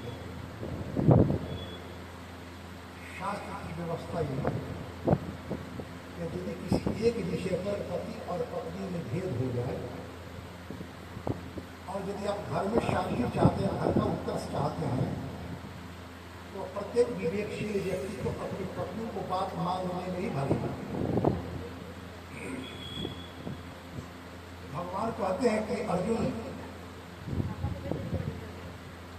वही आचार्य वही शिक्षक अपने विद्यार्थी को चोरी कराता है परीक्षा में जो पढ़ाते समय मनोयोग से पढ़ाया नहीं, और जो शिक्षक अपने विद्यार्थी को पूरे मनोयोग से पढ़ा दिया होता है वह बड़ी कड़ी परीक्षा लेता है। तो महाभारत तुम्हें व्यामोह हुआ था, हमने उस समय व्यामोह काटने के लिए 18 अध्याय गीता की शिक्षा दी है। चलो तुम्हें प्रश्न पत्र समझ में नहीं आ रहा है तो मैं प्रश्न पत्र समझा। ब्रह्म बंधो रहंतव्य आत्माई, ब्राह्मण को कभी नहीं मारना चाहिए और आत्माई को बिना मारे छोड़ना नहीं चाहिए। आत्माई कब होता है? घाती, सोए हुए व्यक्ति को मारने वाला, शरणागत को मारने वाला, निशस्त्र को मारने वाला, ब्राह्मण को मारने वाला, ये सब आता है। तो सोए हुए और बालक को मारा तो आता ही है, लेकिन ब्राह्मण इसके साथ दोनों बातें निर्णय तुझे करें, आगे की बात निर्णय करो। तो अर्जुन मारना नहीं है, लेकिन अश्वत्थामा के माथे की मणि निकाल कर और अपने सीढ़ी से धक्का देकर बाहर, श्रेष्ठ व्यक्ति का अपमान जो होता है उसकी मृत्यु से भी अधिक भयावह होता है। जब व्यक्ति के भीतर प्रतिशोध की अग्नि जलती है तो वह अपनी श्रेष्ठता को भूल रहा है। देवी द्रौपदी ने भी ये बात कही कि ब्राह्मण कुल के अपमान से वंश का भी विनष्ट हो जाता है। इसको अश्वत्थामा ने भी सुना और पुनः एक बार ब्रह्मास्त्र का प्रयोग कर दिया उत्तरा के बारे में। उत्तरा दौड़ी में आई, भगवान कृष्ण द्वारिका जाने के लिए प्रस्तुत और भगवान के श्री चरणों में शरणागत होकर के कही, पाहि पाहि महायोगी देव देव जगतपते नाम्यम तदभयम पश्ये जत्र मृत्यु परस्परम। संसार के जितने संबंधी हैं सबके सब एक दूसरे के मृत्यु के कारण, सबके अपने स्वार्थ हैं। जब तक आप उनके स्वार्थ की सिद्धि कर रहे हैं आप बहुत अच्छा, जैसे ही आप उनके स्वार्थ की सिद्धि में अवरोध उत्पन्न किए, स्त्रियां अपने पति और पुत्र के आयु की कामना के लिए तालिका पर पुत्रिका का उस दिन जल कई क्या इससे अलग स्थिति थी क्या, वो भी व्रत करते। बात जब अपने मन की आ गई और दशरथ स्वीकार नहीं करते, कहते कि मैं मर जाऊंगा, तो कहते कि मर जाऊंगा, इसकी मुझे चिंता नहीं है कि मेरी बात पर स्त्री हट ऐसा हाथ होता है जब ये हट पकड़ लेती है लेकिन इन्हें अपना हित और अहित समझ में ही नहीं। इसको भी क्लिक करके किसी को दे दिया। हम भगवान श्री कृष्ण अंतर्यामी है, प्रतिकृति की तरह उसी रूप से उत्तरा के गर्भ की उन्होंने रक्षा करी, समय के साथ परिचित कर हुआ। महाराज युधिष्ठिर कुछ दिनों के बाद प्रसिद्धि नहीं करेगा, बाद में जब की कथा करेगा। भीष्म पितामह के पास गए, भीष्म पितामह सर शैया पर मृत्यु की परीक्षा, अरे उन्हें तो इच्छा मृत्यु का वरदान प्राप्त हुआ, इतना कष्ट क्यों सहा? उन्होंने एक प्रतिज्ञा ली कि हस्तिनापुर को जब तक एक योग्य राजा नहीं मिल जाता मैं जीतूंगा।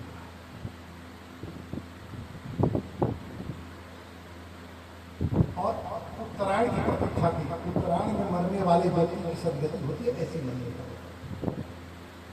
उत्तरायण किसे कहते हैं?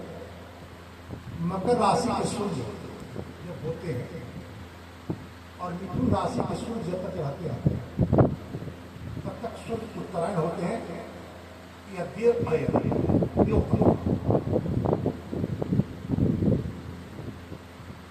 देव पद पर देवता चलते हैं और देवताओं के देवता भगवान कृष्ण महात्मा है, उनका भी नाम उत्तरायण है। कैसे कैसे जब उत्तरा के गर्भ में प्रवेश करके उन्होंने परीक्षित की रक्षा करी, तो जितने समय तक उन्हें उत्तरा के गर्भ में परीक्षित की रक्षा करने के लिए रहे, जितने समय तक उत्तरा का गर्भ भगवान कृष्ण का गर्भ हुआ कि नहीं, इस तरह से भगवान कृष्ण उत्तरायण। देवी द्रौपदी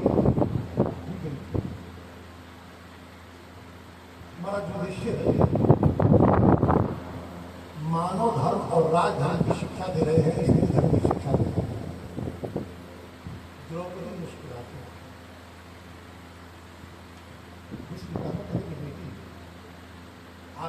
मुस्कुराहट का कारण आपके मुंह से सुनना चाहता हूं। स्त्री धर्म की शिक्षा देने वाले को स्त्री की रक्षा कैसे की जाती है इसका सम्यक ज्ञान होता है।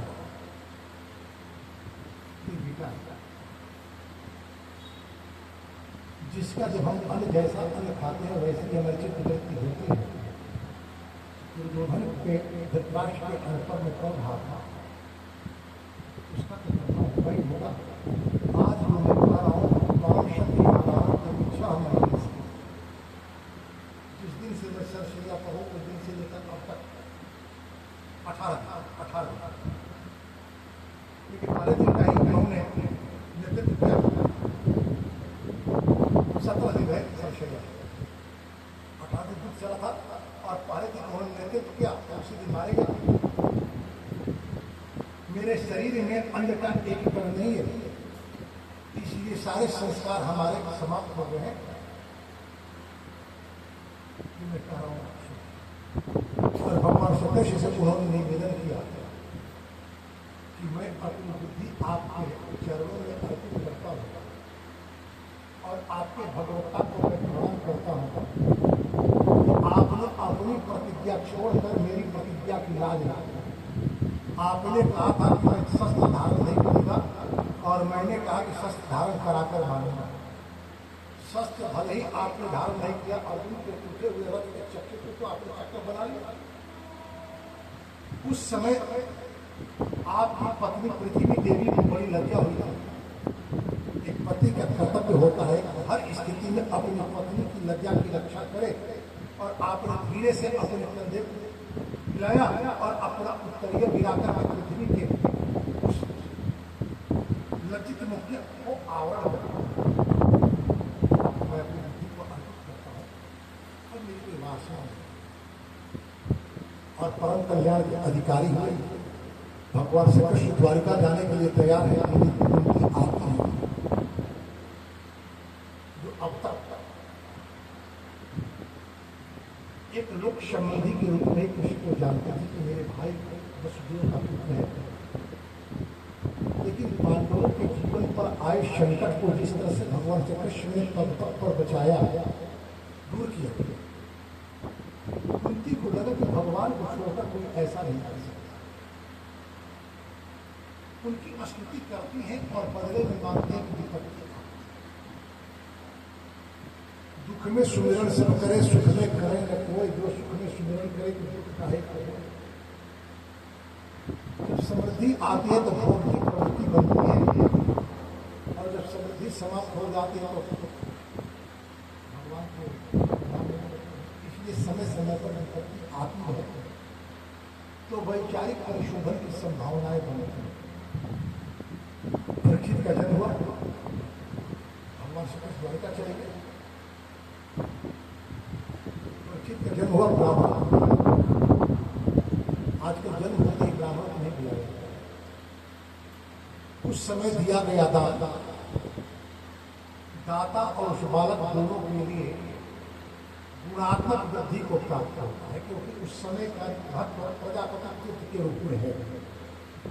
हिरण्यम नाम महिम ग्रामन हस्तस्पंद अश्वपति प्रादायश्व न च पितृभ्य प्रजातीर्थे सत्यर्थ। युधिष्ठिर अपने पौत्र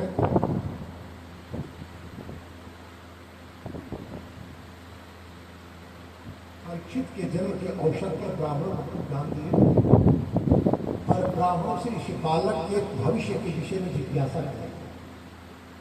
ब्राह्मणों ने कहा कि अर्जुन अपने दादा अर्जुन की तरह यह श्रेष्ठ योद्धा होगा, शिवी की तरह दानशील होगा। शिवी ने अपने शरीर के मांस को काट काट कर कबूतर के बदले में दिया। पृथ्वी की तरह ये धीर हुई, राम की तरह यशस्वी हुई, लेकिन इनकी मृत्यु ब्राह्मणों के साथ साथ पर युधिष्ठिर को कोई चिंता नहीं क्योंकि अब तक के अनुभव से युधिष्ठिर की बात याद है कि ब्राह्मणों का साप जो होता है, ब्राह्मणों का क्रोध जो होता है वह भी कल्याण नहीं करता और ब्राह्मण अकारण किसी पर क्रोध नहीं करता। कोई अपराध हो जाता है तो क्रोध करते हैं और क्रोध को स्वीकार करने के बाद अपराध का प्रक्षालन हो जाता है। जब अपराध का प्रक्षालन होगा तो कल्याण का फल। इधर विदुर जी युधिष्ठिर के राज्यारोहण के बाद हस्तिनापुर आते, जो हस्तिनापुर को छोड़कर चले गए। क्यों चले गए? जो दुर्योधन की स्वेच्छाचारिता लक्षागृह से बढ़ते बढ़ते अपने कुल वधु द्रौपदी के शीलहरण तक आ गए। छल के खेल उन्होंने कहा कि राजा आप अपने पुत्र को थोड़ा नियंत्रित करें, अन्यथा आपके वंश का विनाश निश्चित। दुर्योधन ने जी को खरी खोटी सुनाई और दुर्योधन के इन दुर्वाक्यों का कोई प्रतिकार धृतराष्ट्र। ऐसी स्थिति में विदुर ने सोचा कि हस्तिनापुर के राज्य का प्रतिकार करें। शुभेच्छु संबंधी जो होते हैं ये किंचित किसी कारण से अपने संबंधी को छोड़कर दूर चले जाते हैं या दूर जाना पड़ता है, तो क्या अपने संबंध के कर्तव्य का निर्वाह करना छोड़ देते हैं?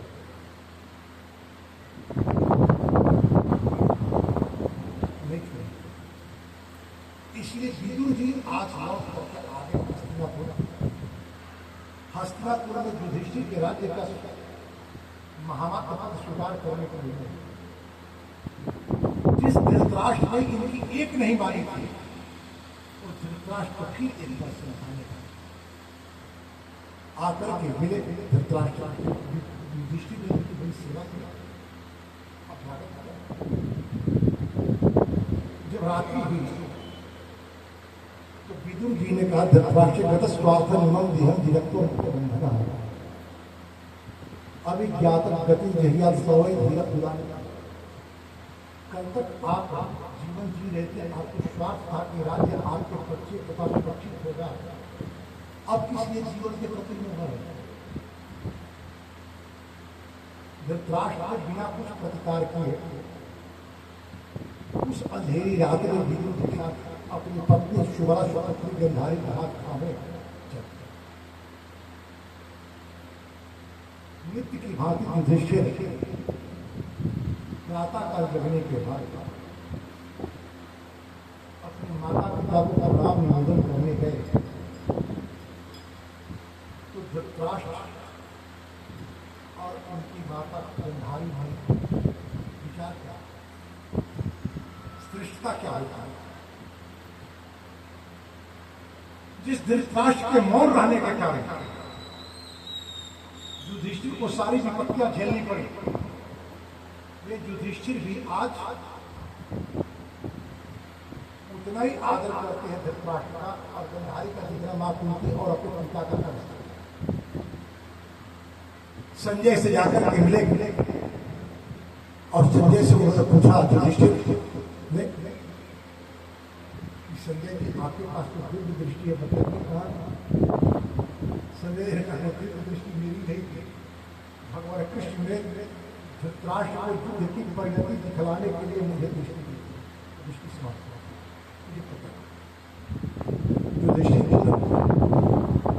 देवर्षि नारद आते हैं और आकर के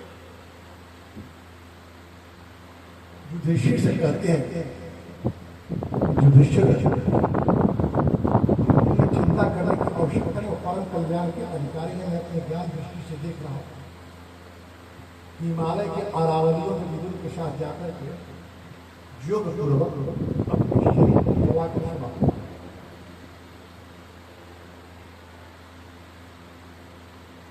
इधर भगवान श्री कृष्ण को गए हुए बहुत दिन हो गए। अर्जुन गए थे कृष्ण से मिलने के लिए, 7 महीने के लिए आज तो संबंधी जाते हैं, तब तो एक दिन ही नहीं रहे। जब से कम्युनिकेशन अच्छा हुआ खर्च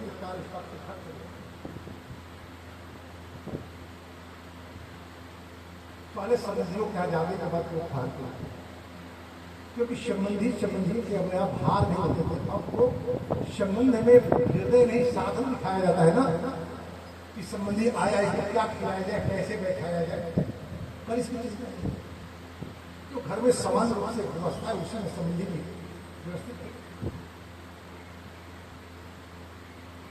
सात महिला हो गया, एक युधिष्ठिर भीम के साथ बैठ करके बात कर रहे हैं। तुम्हारे छोटे भाई अर्जुन को गए हुए 7 साल होगा, अभी तक आया और परिस्थितियों में हुए परिवर्तन को देखकर के मुझे लगता है कि नारद की बात सत्य होने लगी। अभी आज किसी के पास किसी के समय है, क्यों भाई तो मानना बहुत लोगों की बात नहीं बोला कभी चल रहा है ना।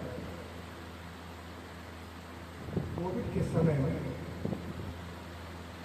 हम लोग तो बैठे थे, कोई काम नहीं, कुछ दिन तो समय ही समय था। तो जिस तरह से दौड़ रहे हैं ऐसा 3 प्रकार से परमात्मा हमें सजग करते हैं, 2 प्रकार, और तीसरे प्रकार से तो मार ही देते हैं। जब हम आजीविका के आग्रह, धर्म और अधर्म का विचार छोड़ देते हैं, किसी प्रकार से हम आजीविका हमारी शब्दों की चिंता करने लगते हैं, तो भगवान को कष्ट करते हैं।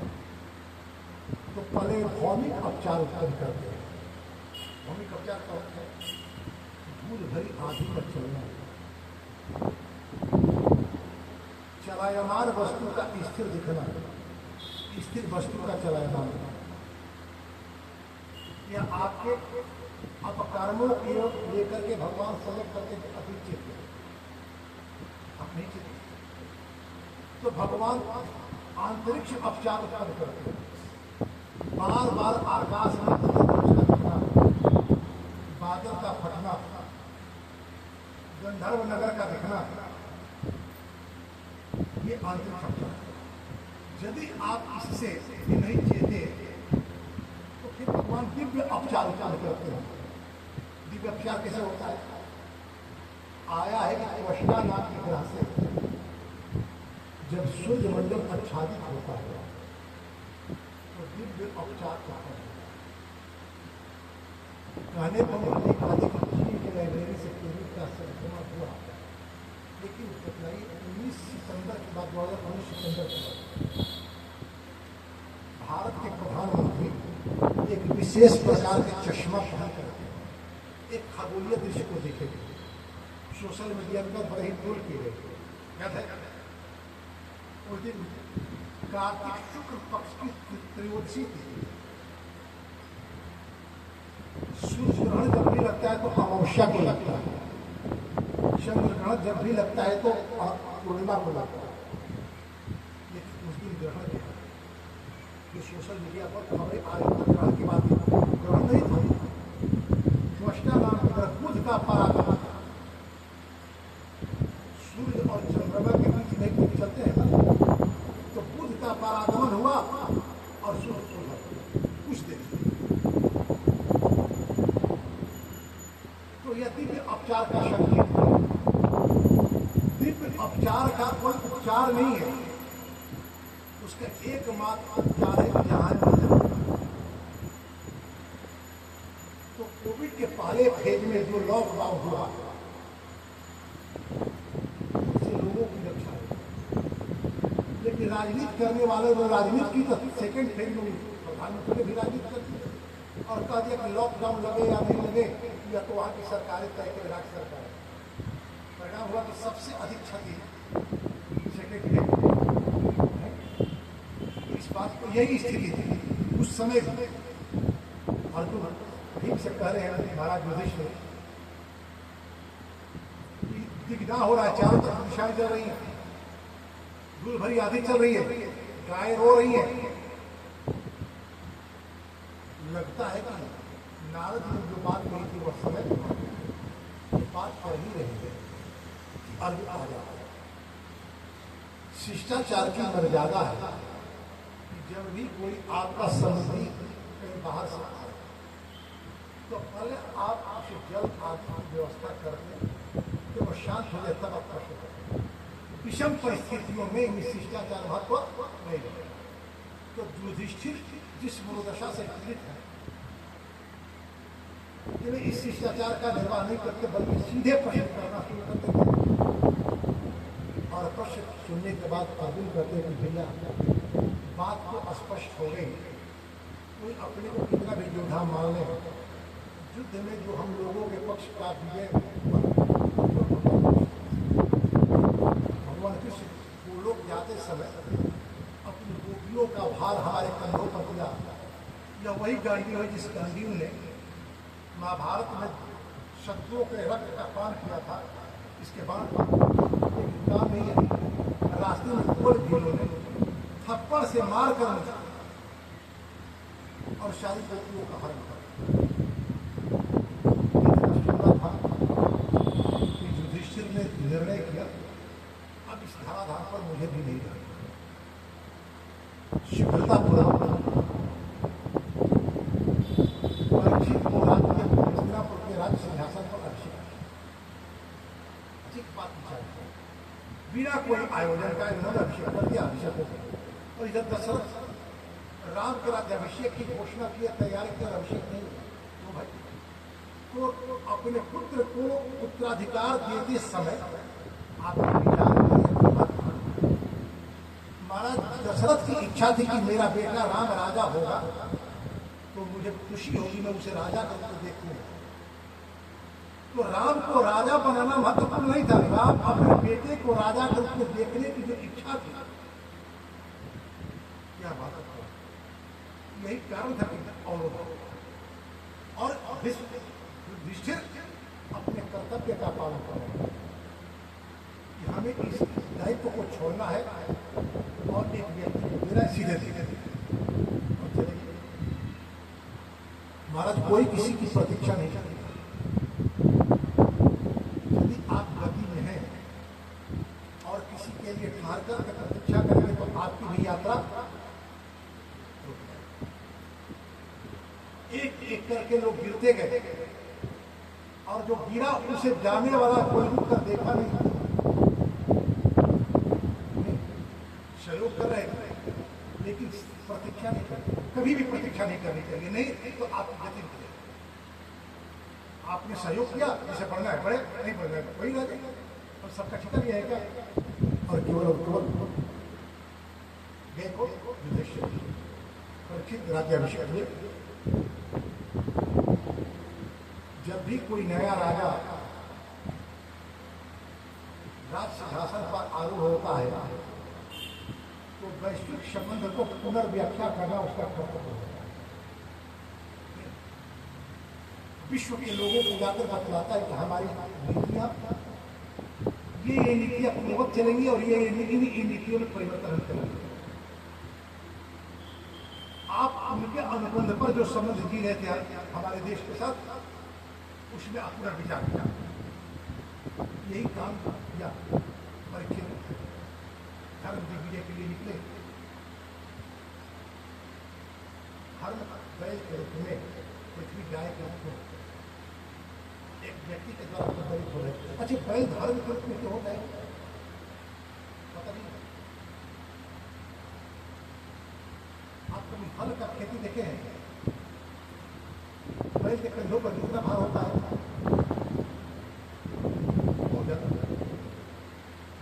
अन्न पैदा होता है उसी के शरीर से और खाता क्या है? दूसरा धर्म का ही लक्ष्य है कि लोक कल्याण का आप कार्य करें और अपनी आवश्यकताओं को न्यून करें। वही परिवार संयुक्त रहता है जिस परिवार का मुखिया धार्मिक चेता होता है। ये नहीं कि हम कमा रहे तो हम सबसे अधिक हम उपभोग करेंगे, सारे संपत्ति परमाधिकार रखेंगे, परिवार में माताएं विशेष रूप से जो भोजन करते हैं और सबके भोजन करने के बाद रसोई में बैठ कर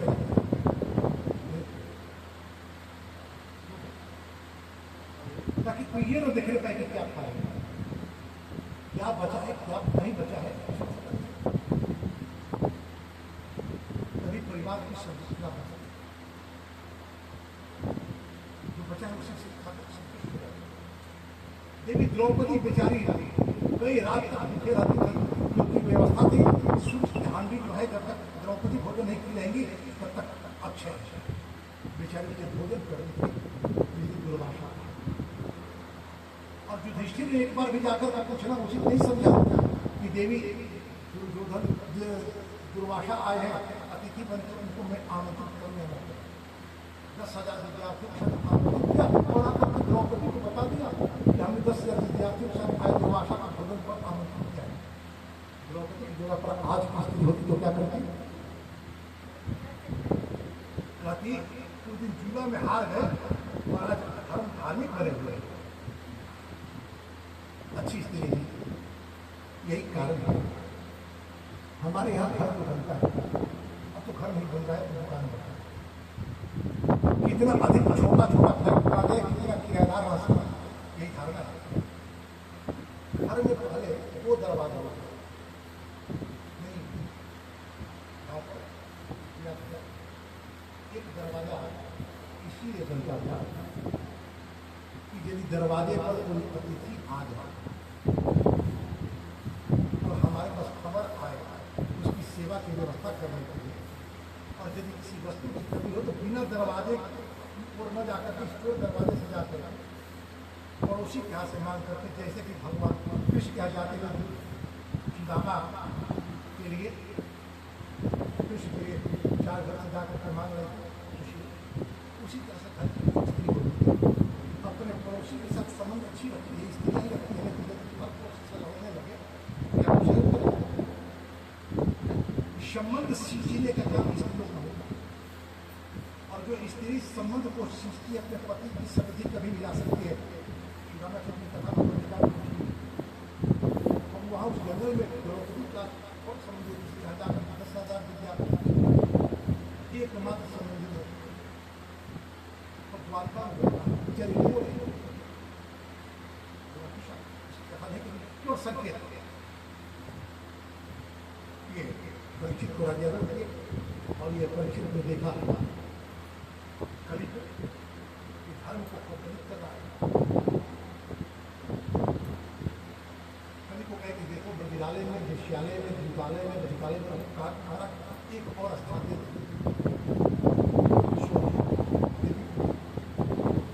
और जैसे ईश्वर ने स्थान दिया सोने का उसी भगवान विष्णु का एक नाम हिरण्यगर्भ है, भगवान का नाम हिरण्यगर्भ है, सोने में रहते हैं। जब सोने में उनका निवास है तो जहाँ वे रहेंगे वहाँ बलि कैसे आ जाएगा? विचार करने की बात है। नैतिक रूप से जो आप धन कमाते हो उसमें तो विष्णु रहते हैं, और यदि आपने कोई धन अनैतिक पूर्वक कमाया है तो उसमें तो कहीं उसी जिसमें पहले थे परीक्षित पूर्व वंश का राजमुकुट नहीं, भारत में विजय के लिए जा रहे थे, अपने समय का अपराधीय योद्धा को पराजित किए थे भीम भगवान कृष्ण के सहयोग से जरासंध, और विजय के चिन्ह के रूप में जरासंध का मुकुट लाए थे अपने यहाँ। उसी मुकुट को पहनकर जा रहे थे यह बतलाने के लिए समाज के लोगों को कि उस परिवार के हैं जिस परिवार के लोगों ने जरासंध को भी पहना, ताकि डर के मारे हमारे साथ समझ अहंकार का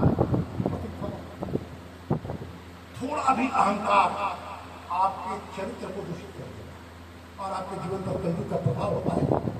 और कली का जब प्रभाव होता है तो व्यक्ति संशयशील अहंकार शमी किसी अंगस पुत्र के ऋषि है समीप वो समाधि में बैठे हैं, उनके आसन पर जाता है